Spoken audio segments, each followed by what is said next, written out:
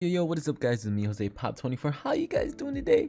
I missed all you guys. Oh my god. But what is up, guys? I missed all you guys. Man, I think the concept today I'll be talking about is living poor. Honestly, living poor does a lot of aspects in your life. Not just to yourself, but your mindset of how to grow out of that stage and become a middle class citizen as everyone wants to be, or a rich class citizen, doesn't really matter. But being poor has its critiques. Honestly, being poor teaches you the basics of getting out there, grinding your butt off, and getting something that you deserve. A life worth fighting for. You see, that's the key when you're at the lowest of your lowest point, where you want a life worth fighting for. That is the milestone of getting motivated into doing anything you want to do in life. Anything's possible, guys, just with some belief and some power and wisdom inside your heart, and it will come true, one step at a time, little by little, but it will get there. You see, I've been poor before, basically like almost my whole life, until technically now, but not anymore. But living at the bottom teaches you a lot. When I was in third grade all the way to like ninth grade, I didn't have much in my life. My mom was working 2 jobs, my dad working too as well, but not living with us. So it was just my mom, my 2 brothers, my sister, living in a small house where like things were so claustrophobic. It was only 2 rooms, literally the bedroom and the kitchen. That's how claustrophobic our lifestyle was there back then. It was so small, living just like that. Growing up, you've always wanted the best kind of shoes, the best kind of shirts, or the best kind of anything. To me, myself and I, my mom bought me whatever,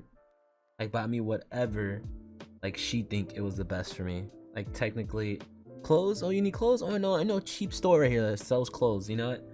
I appreciate everything my mom gave me. Whether it was shoes, clothes, video games, I have to wait for a couple months till they drop down, like anything, because I truly appreciate that. And when you're at the bottom, your whole goal is to reach to the top. That's everyone's goal in life.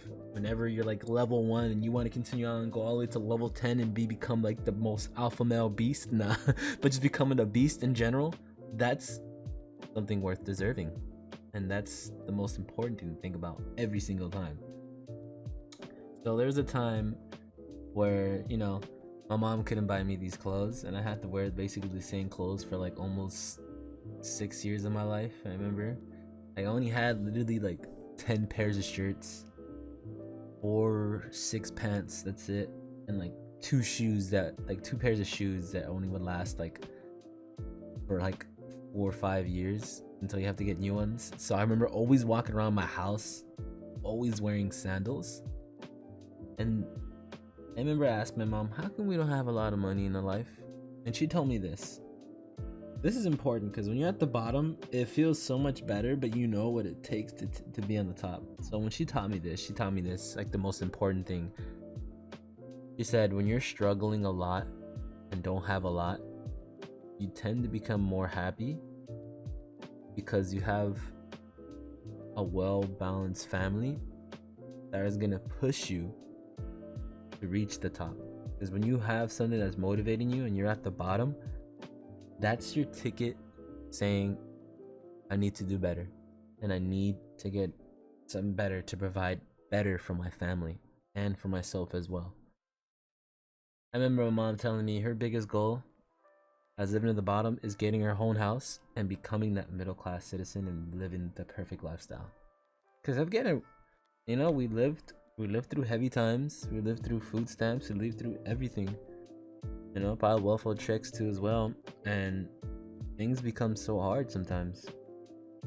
But she'd always taught me that the bottom would always reciprocate to heading to the top.